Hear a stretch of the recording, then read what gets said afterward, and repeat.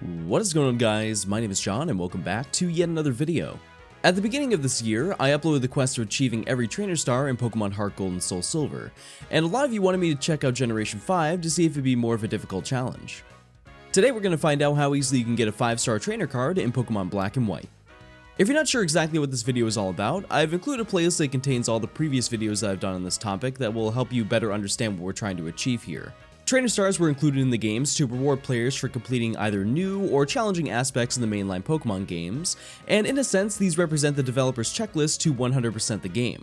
While we have the same amount of trainer stars required as the Generation 4 games, this is probably the most unique list of challenges that we've had to take on so far.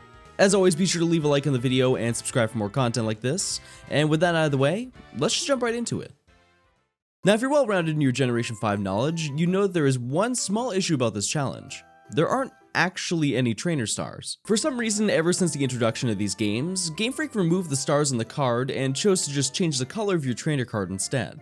At the end of the day, it's still the same concept and this is the exact same challenge, but I did want to note this small difference before we actually take on the challenge. As most of you know by now, we actually have 6 tiers of trainer cards, as you're given one right at the beginning of the game. As you expect, there isn't really much to this one, and odds are most of you haven't even seen this one because of how quickly you can receive the next tier. Once you're able to move around on your own in the game, if you check your trainer card, it should be a light turquoise with a bright red trainer card logo. Personally, this is one of the best ones that they've made in the series, and it's kind of a shame this is probably one that you're going to have for the least amount of time. Before we move on to the next one, I think it's important to note that there are a few things that have been added to this since Generation 4. If you click on the trainer class, you can change them to the preferred trainer that you'd like to look like when you're connected with another trainer, and you can also change your nature, which doesn't really have any influence on anything as far as I know. You can also set up your own custom phrases or sayings, which I use to only ask the most important questions out there. Okay, now let's check out the next tier. Just like every other game with trainer stars, the next task requires you to essentially complete the main storyline, which involves completing all the events that take place at the Pokemon League. Now normally you just have to defeat the champion to unlock this, but considering that you don't actually fight the real champion until you take on the Elite Four twice, you only have to defeat Getsis and reach the credits for the second card to unlock. Just like the last task, there isn't really much to it as nearly everyone that's played this game has completed this single objective, so it really shouldn't be that difficult to complete unless you're doing it as a Nuzlocke. Once you return back to your room after seeing the credits, if you check your trainer card, it should be purple with the blue trainer card logo. In my opinion, I think this is a pretty decent color, and I also have to admit that so far the cards are a lot more vibrant than any of the Gen 4 backgrounds. That being said, I think this makes them a whole lot harder to read, but overall I can only expect that these will get better. So let's check out some of the new challenges. As you know, many of the challenges for the series trainer stars are based around new features or generation exclusive content, and these games are definitely no exception.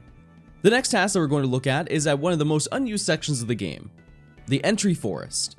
This area is located in the center of Unova within the Entralink, which was once the hub for redeeming items, Pokemon, and even events for the now defunct Dreamworld website.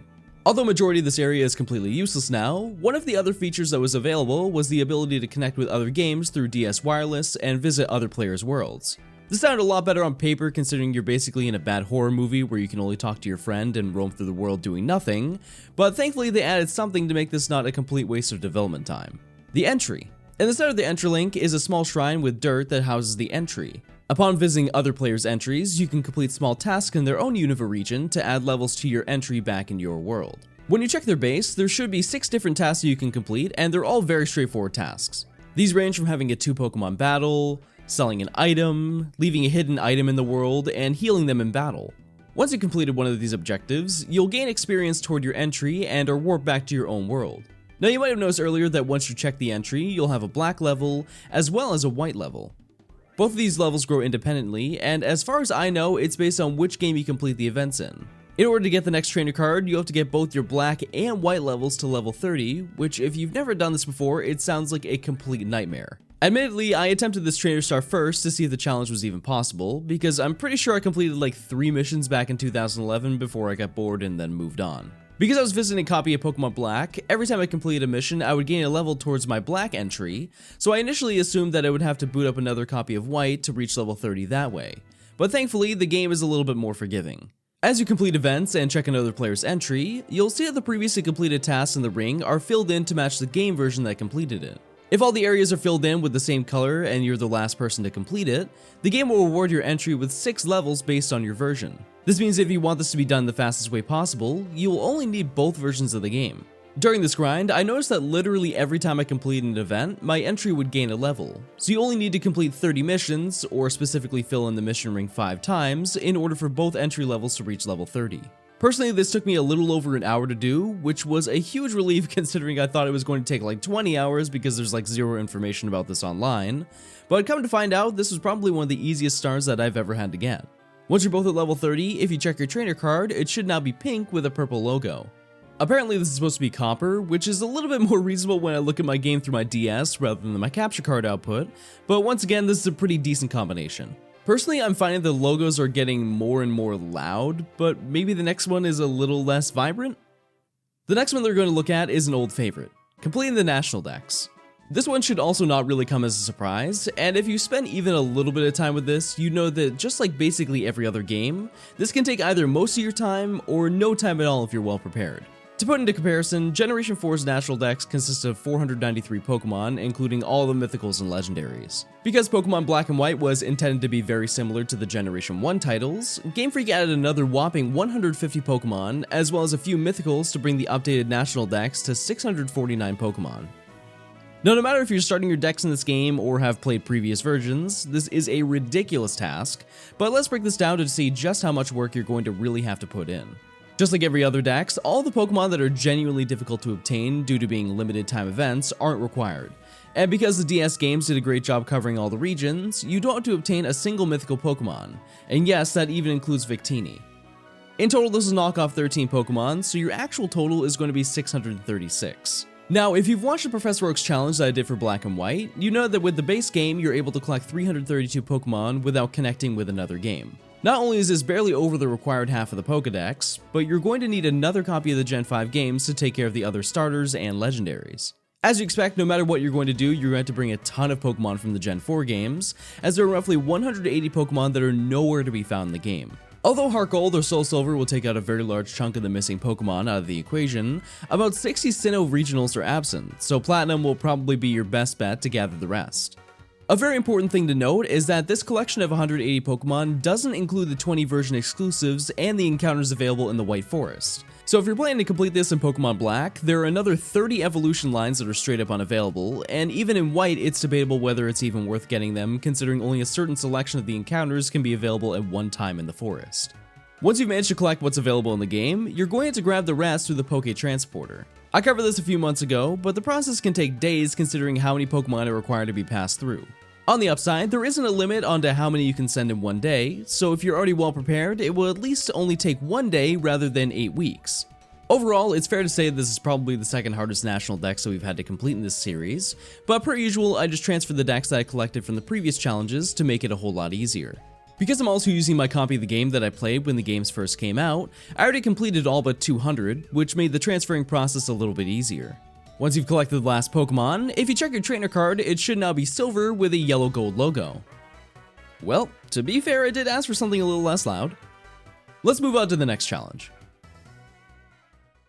The next task on our list is by far everyone's favorite Gen 5 activity, musicals.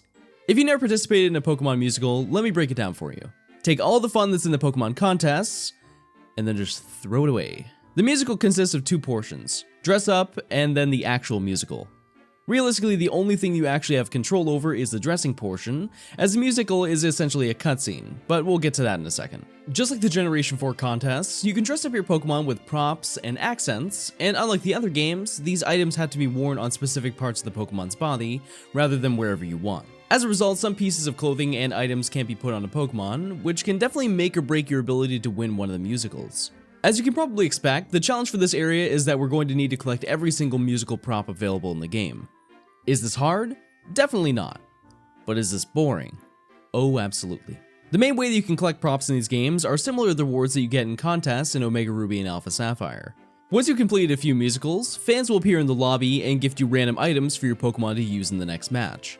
Thankfully, you can't receive repeat items, but it's important to note that you'll mostly receive items based around the musical that you've completed. This means you're going to have to 1. Keep track of all the ones that you've received, and 2. Take on all the courses multiple times in order to get them all. In total, there are 100 different props, and in most cases, you'll receive the props after each musical you complete. As you expect though, there are some special props that aren't available through the contests. Some of these are available through talking to an old man in Opelousas City once a day, specific trainer battles, playing on your birthday, competing with a friend, and after winning 10 musicals. Thankfully, the specific ones aren't really that difficult to obtain, but on average, if you know what musicals give which items, you're probably going to do this about 30 to 50 plus times before you have everything that you need. Considering that the musical portion can't be shortened, each musical will take probably 5 minutes, which isn't too terrible, but it's still extremely repetitive. Back on the topic of actually winning the musical, for the most part this is determined the moment that you confirm your outfit for your Pokemon. The musical itself requires nearly no participation, with the only thing being the items that you can give to some Pokemon. If you have the ability to equip items to their hands, you can use them once per musical to gain more attention, which is essentially the point system for this game. If another Pokemon is shown on the screen, you'll get a bit of screen time instead until either the time is up or another Pokemon uses their item. At the end of the day, this has very minimal influence and you'll have good chances of winning solely off of giving your Pokemon the proper costume, but you're going to need to keep this in the back of your mind as you're grinding through the musicals. Once you've collected the final piece, if you check your trainer card, you can now see that it's completely gold. In comparison to the other games, this is probably one of the worst ones, but I'm a big fan of the color gold, so it's really hard for me to not like it. But as you know, there is still one more tier that we can take a look at. The final task requires us to walk 15 feet from the Pokemon Musical Center to a more difficult type of competition, the Battle Subway.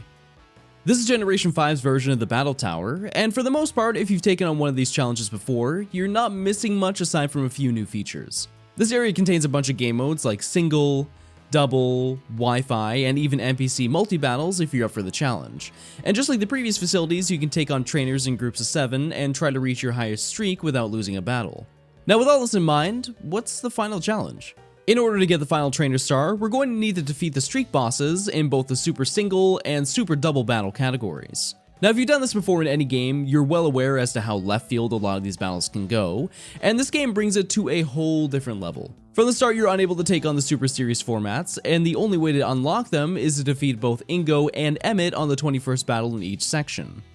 These battles are extremely similar to how you see the battles in the beginning of your streak at the Battle Tower. Relatively strong Pokemon, but definitely not anything that will give you a genuinely tough time. Even if you don't come with an EV trained team, you can beat this in a few tries, but the Super Series is a completely different breed of battling. On top of beating both locations up to the 21st battle, the Super Series required you to start a new streak to get all the way up to 49, and I'd be lying if I didn't say this is one of the most frustrating things I've had to do in Pokemon. Now if you've been watching for a while, you know that I've done this plenty of times. Am I a good competitive battler? Absolutely not. But even with looking up the trainers and basically knowing their movesets, I still struggled with how ridiculous the teams could be. The single battles were definitely much easier, but because of some of the ridiculous leads that could happen during the double battles, you can make a bad call turn 1 and the battle is basically over. The team that I made definitely wasn't perfect, which definitely hurt in some specific situations, but the fact that you can lose in the first few battles will probably paint a picture as to how difficult this can really be. Thankfully, it was easy to plan ahead for the final battles between Ingo and Emmett because the teams are basically the same, but the process leading up to these battles was by far the most annoying time I've spent in any of the in-game competition formats. I stopped keeping track of how many times I had lost, but it's a fair estimate to say that it was between 15 to 20 times, but I wouldn't be slightly surprised if it was more than that. As always, if you're trying to do this yourself, look up the database for all the trainers to see what moves they have. Even experienced players have a ton of trouble with these game modes, and although it removes the reward of making a good call or a hard read, it's a lot better than losing on your 42nd battle and having to start all over. After defeating the final battles against Ingo and Emmett, if you check your trainer card, it will now be black and white. I'm not gonna lie that when I first saw this, I genuinely thought that I went back a tier because of how close it looks to the silver card, but considering that this is based on the games, I think it's probably the best card they could have made for a final one. And with that, we've successfully obtained every trainer card level in Pokemon Black and White. But how did I do?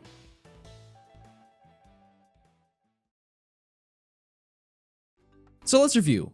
Now, because I used one of my old copies to complete this challenge, I'm not really sure exactly how long this would take to complete. But just based off the time that I put in and the amount to normally complete the Pokédex, I think it's fair to assume that this will probably take you between 80 to 120 hours depending on your luck at the Battle Subway. That area will take you by far the most time unless you're building your Pokédex from scratch, but I think it's fair to say this is a solid contender in being one of the hardest games to collect all the trainer stars in. Aside from some obvious portions, this was a pretty fun challenge to take on, and if you're interested in doing this for yourself, I've included some links in the description that will help you on your long journey. As always, if you end up completing this yourself, tweet me your results at Johnstone YT. Other than that, that's all there is to say about getting every trainer star in Pokemon Black and White. And that's going to do it for today's video. If you liked the video, leave a like and consider subscribing, as I'll be making more content like this very soon. If you have any other suggestions for videos that you'd like to see, leave a comment below. Follow me on Twitter to keep updated with new videos as they come out. If you're interested in watching me take on challenges live, I've been streaming a lot over my Twitch account, as well as upload highlights to my Johnstone live channel that you can find in the description. Other than that, thank you all for watching, and I'll catch you on the next one.